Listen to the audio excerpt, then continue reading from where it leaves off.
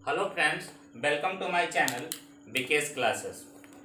देखिए, आप लोग की सपोर्ट की हमें बहुत ज़रूरी है और हम आज पढ़ाने जा रहे हैं क्लास 10th बायोलॉजी चैप्टर 1 का जो पार्ट जहां से हम लोग कंटिन्यू कर रहे थे वहीं से कंटिन्यू करने जा रहे हैं। ठीक है, तो हम लोग पढ़ लिए थे फोटोसिंथेसिस के बारे में। अब पढ़ने जा रहे हैं कैसे कोई भी plants carbon dioxides, water, minerals, sunlight को लेता है, यानी पूरे सबस्टांस को कलेक्ट करता है और कलेक्ट करके अपना न्यूट्रिशन की प्रक्रिया पूरा करता है। जैसा कि हम लोग आगे पढ़ चुके हैं, फोटोसिंथेसिस प्रोसेस से ही प्लांट्स जो है अपना न्यूट्रिशन की पूरी प्रोसेस कंप्लीट करता है।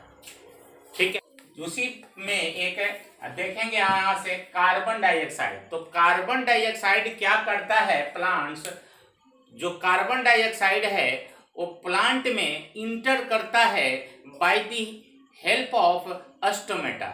स्टोमेटा के बारे में भी हम लोग पढ़ेंगे, लेकिन यहाँ एक बात बता दें कि स्टोमेटा जो होता है लीफ में प्रेजेंट होता है। जो लीव्स होते हैं प्लांट्स के उसी में प्रेजेंट होते हैं। टीनी पोर्स होता है, यानी प्लांट्स के लीव्स के में टीनी पोर्स होते हैं, छोटे छोटे छिद्र होते हैं, उसी को हम लोग स्टोमेटा कहते हैं। और स्टोमेटा के थ्रू ही कार्बन डाइऑक्साइड, स्टोमेटा ऐसे खुलता है, कार्बन डाइऑक्साइड इंटर करता है by the process of diffusion, यानी डिफ्यूजन प्रोसेस से प्लांट के लिप्स में कार्बन डाइऑक्साइड इंटर किया। इंटर करने के बाद में क्या होता है कि जो अब देखिए यहाँ से वाटर जो है इंटर करता है रूट ऑफ द प्लांट, यानी प्लांट में इंटर करता है through the tiny pores present in the roots, यानी रूट में छोटे छोटे छिद्र होते हैं। यहाँ से आपका वाटर ऊपर की दिशा में देखिए यहाँ पर ले जा रहा है। मान लीजिए कि यहाँ पर आ गया, वाटर ऑब्जर्व कर लिया, वो भी किस प्रोसेस से, बाय द डिफ्यूजन प्रोसेस, या इसको ऑस्मोसिस भी कहते हैं हम लोग, ऑस्मोसिस प्रोसेस। ऑस्मोसिस प्रोसेस के थ्रू वाटर जो है लिप्स में पहुंच गया। कार्बन डाइऑक्साइड जो है वो स्टोमेटा के थ्रू आ गया यहाँ पर। अब देखिए कार्बन डाइऑक्साइड आ गया और वाटर आ गया। अब लाइट जो है वो कौन ऑब्जर्व करेगा, तो एक द ग्रीन प्लांट पिगमेंट होता है क्लोरोफिल, उसी के थ्रू यानी उसी की सहायता से एब्जॉर्ब करता है लाइट एनर्जी को, और उस किससे, तो सन से, और उस सन से जो लाइट एनर्जी गेट करता है उसको कन्वर्ट कर देता है केमिकल एनर्जी में। जब लाइट एनर्जी केमिकल एनर्जी में कन्वर्ट हो जाता है तो क्या फूड की बन जाता है, यानी फूड प्रिपेयर्ड हो जाता है। और बाकी जो रॉ मटेरियल आते हैं, जैसे यहां पर मैंने बताया है nitrogen, phosphorus, iron, magnesium, ETC, वो जो है प्लांट गेट करता है कहां से, तो फ्रॉम सोइल से गेट करता है। और किसके लिए, तो अपने बॉडी को, यानी प्लांट बॉडी को बिल्डिंग करने के लिए गेट करता है सोइल से। किस फॉर्म में गेट करता है, तो जितना जो है materials, nitrogen, phosphorus, iron, magnesium, ये सब आयनिक फॉर्म में गेट करता है। जैसे नाइट्रेट का आयन, फास्फोरस का आयन, सल्फेट का आयन, मैग्नीशियम का आयन। और एक बात याद रखना है कि नाइट्रोजन सबसे ज्यादा गेट करता है। बोलेगा कि which material get maximum in the plant, तो याद रखना है कि नाइट्रोजन, और वो किस फॉर्म में होता है, तो नाइट्रेट आयंस के फॉर्म में होता है, मैंने यहाँ लिख दिया है। और उसी तरह से अगर आयरन लेगा तो वो भी जो होगा वो फेरिक आयंस के रूप में ऑब्जर्व करेगा।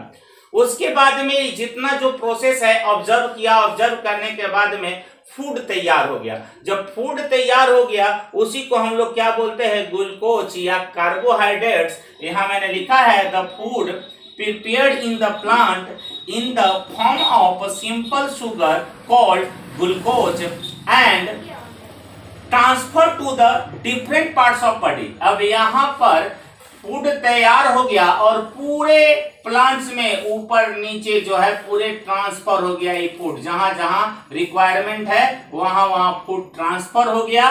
किसके सहारे? तो प्लांट टिश्यू के सहारे पूरे प्लांट्स में फूड ट्रांसफर हो गया। और यानी जिसको हम लोग ट्रांसपोर्टेशन ऑफ फूड भी बोल सकते हैं, ट्रांसपोर्टेशन ऑफ फूड हो गया by the help of tissues के।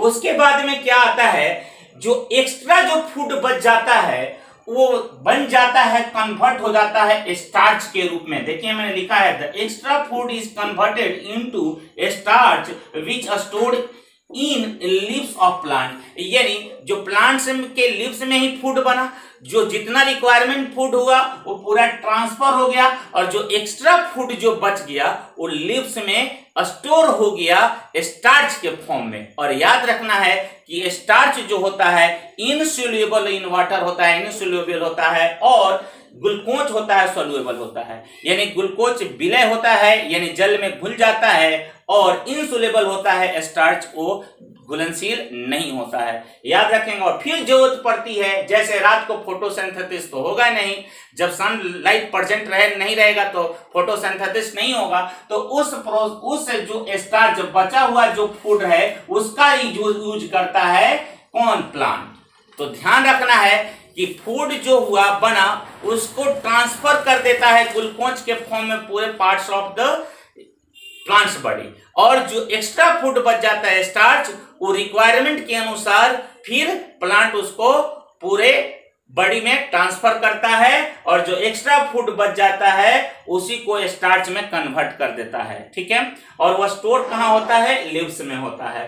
तो अगर पूछेगा कि कार्बन डाइऑक्साइड कैसे प्लांट में इंटर हुआ तो बताएंगे स्टोमेटा से। किस प्रोसेस से हुआ? तो डिफ्यूजन प्रोसेस से। वाटर कहां से इंटर हुआ प्लांट में? तो बोलेंगे कि tiny pores of the root in a plant, उससे प्रोसेस से या किस प्रोसेस से? तो डिफ्यूजन से, उसी को ऑस्मोसिस प्रोसेस कहते हैं। लाइट कहां से गेट किया? तो क्लोरोफिल है वो ऑब्जर्व किया किसको? लाइट को, लाइट एनर्जी के फॉर्म में, और उस सनलाइट को यानी लाइट एनर्जी को कन्वर्ट कर दिया केमिकल एनर्जी में। जब केमिकल एनर्जी में कन्वर्ट कर दिया तो फूड प्रिपेयर होने लगा। और कुछ मटेरियल है जैसे नाइट्रोजन, फास्फोरस, उसको किस फॉर्म में लेता है? तो आयंस के फॉर्म में लेता है, याद रखेंगे, ठीक है। थैंक यू, सपोर्ट कीजिए, अच्छा लगे तो लाइक कीजिए, मेरे चैनल को सब्सक्राइब कर लीजिए। Thank you.